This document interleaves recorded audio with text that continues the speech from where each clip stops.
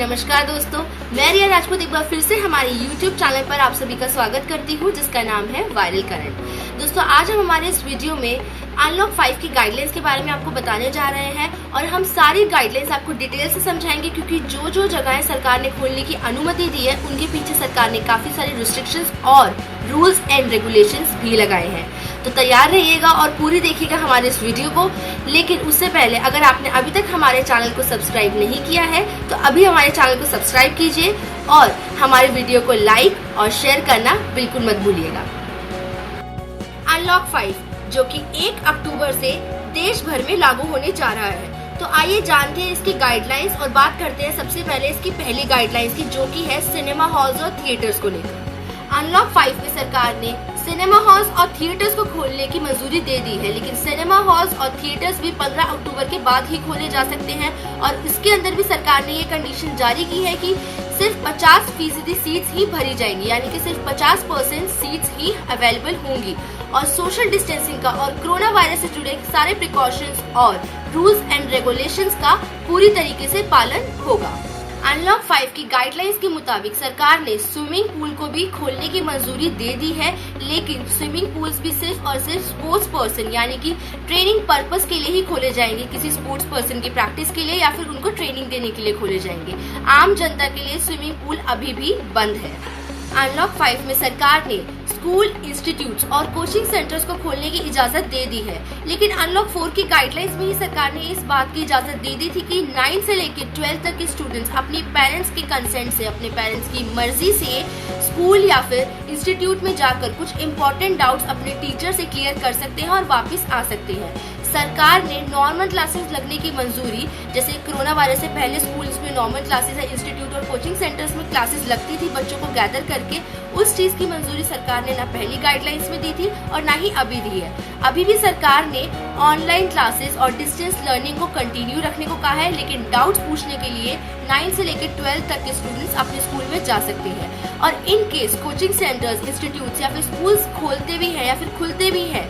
तो कोई भी टीचर या फिर कोई भी इंस्टीट्यूट बच्चों पर वहाँ फिजिकली प्रेजेंट होने का दबाव नहीं बना सकता है और ना ही अटेंडेंस का दबाव बना सकता है। बच्चे अभी भी अपने घर में ऑनलाइन क्लासेस अटेंड कर सकते हैं और उस बेस पर उनकी अटेंडेंस लग सकती है। अगर बच्चे इंस्टीट्यूट या फिर स्कूल या फिर कोचिंग सेंटर जाएंगे तो सिर्फ और सिर्फ अपने पेरेंट्स की परमिशन से जाएंगे। अगर उनके पेरेंट्स परमिशन नहीं देते हैं तो बच्चे नहीं जा सकते हैं और एक जगह बच्चों को गैदर करने की और क्लास लेने की इजाजत सरकार ने अभी भी नहीं दी है। स्टेट्स और यूनियन टेरिटरीज को स्कूल को फिर दोबारा से रीओपन कराने के लिए एसओपी यानी कि स्टैंडर्ड ऑपरेटिंग प्रोसीजर को इशू करना होगा, जो कि है हेल्थ और सेफ्टी के रिगार्डिंग, और ये issue department of school education and literacy यानी कि DOSEL इशू करेगा। अनलॉक 5 के अंदर सरकार ने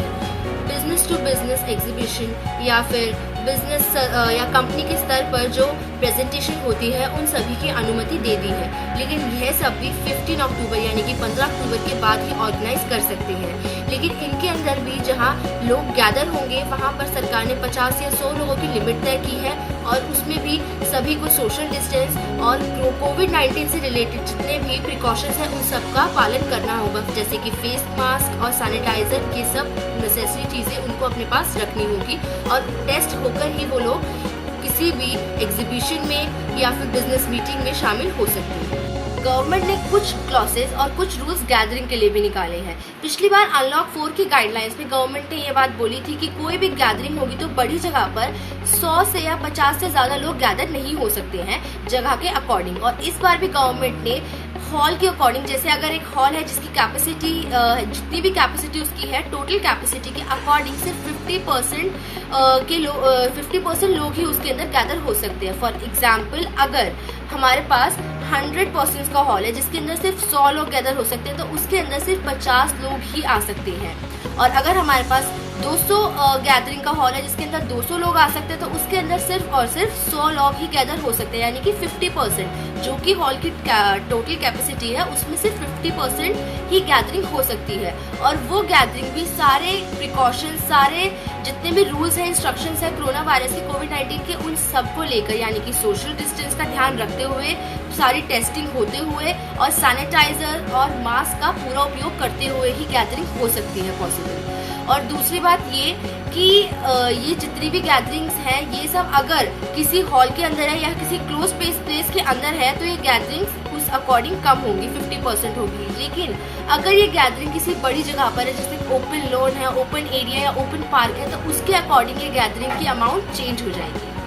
लेकिन अनलॉक 5 के अंदर जितनी भी जगह सरकार ने मेंशन की है और खोलने की अनुमति दी है वह सभी जगह 15 अक्टूबर के बाद ही खोली जाएंगी। और सरकार ने इनमें सबसे बड़ी मांग एसओपी की रखी है। इन सभी जगहों को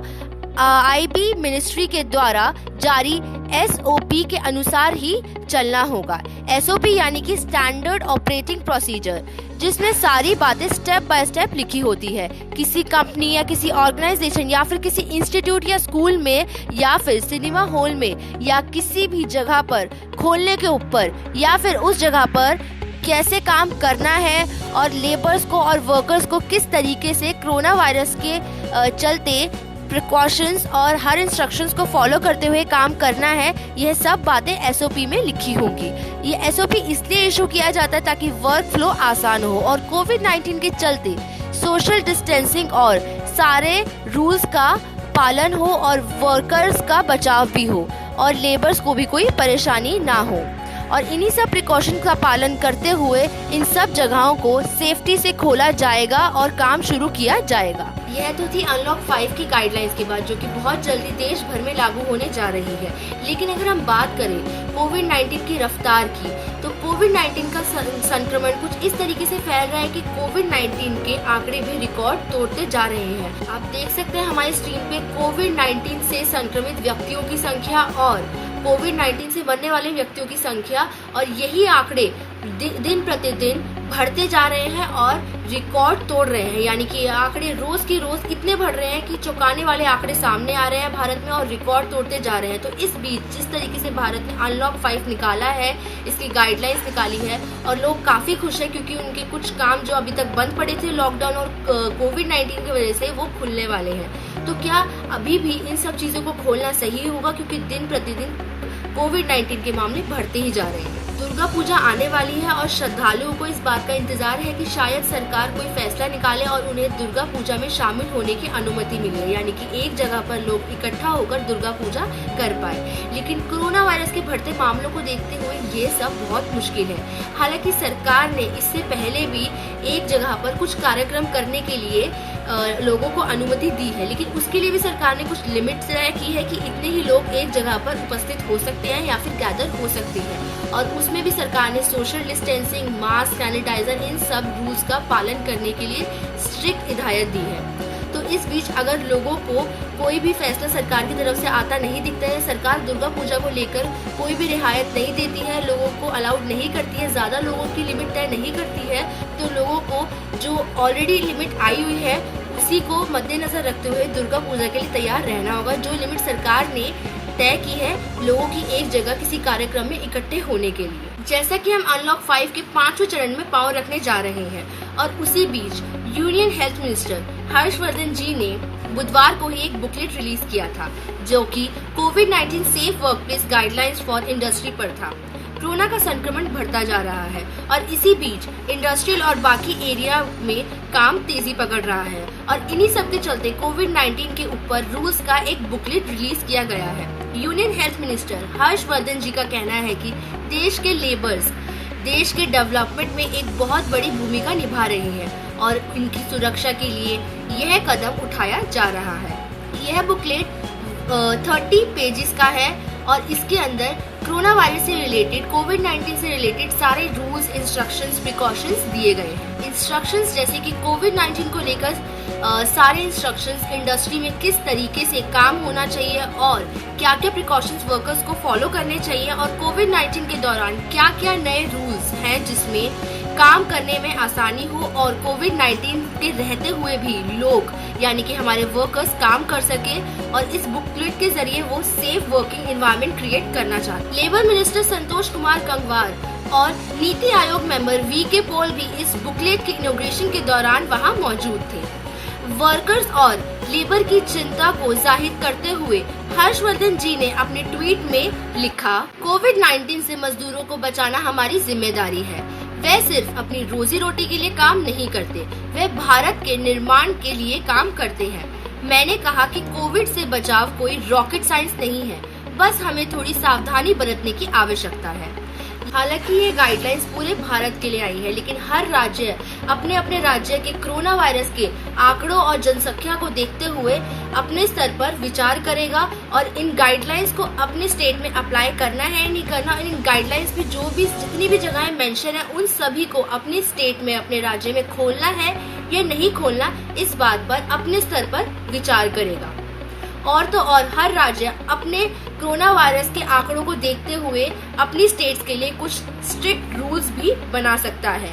अगर हम स्ट्रिक्ट रूल्स की बात को समझाएं तो राज्यों में अलग अलग आंकड़ों के चलते हर राज्य की जनसंख्या और कोरोना वायरस के आंकड़ों को ध्यान में रखते हुए ही सख्त नियम, सख्त कानून और नेसेसरी प्रिकॉशंस यानी कि कुछ जरूरी बचाव की तकनीकें और लोगों के बीच जागरूकता फैलाना, इन्हीं सब चीजों पर अपने स्तर पर हर राज्य काम कर सकता है और इनफैक्ट कर भी रहा है। हमने हमारी इस वीडियो में आपको अनलॉक 5 की सारी गाइडलाइंस बिल्कुल डिटेल में समझाई है, तो उम्मीद करते हैं आपको सारी गाइडलाइंस बिल्कुल क्लियर हो गई होगी। और हमने कोविड-19 से जुड़ी कुछ इम्पोर्टेंट बातें, कुछ इम्पोर्टेंट न्यूज भी हमारी इस वीडियो में कवर की है, तो उम्मीद करती हूँ आपको वो न्यूज भी बिल्कुल समझ आ गई होगी। और अगर आपने अभी तक हमारे चैनल को सब्सक्राइब नहीं किया है तो अभी जाइए और हमारे चैनल को सब्सक्राइब कीजिए और साथ में दिए गए बेल आइकन को भी जरूर प्रेस कीजिएगा, ताकि आप तक हमारी सारी वीडियो की अपडेट्स टाइमली पहुंचती रहे। और हमारी वीडियो को लाइक और शेयर करना बिल्कुल मत भूलिएगा और हमें कमेंट बॉक्स में बताइएगा कि हमें और किस किस टॉपिक पर वीडियोस लानी चाहिए।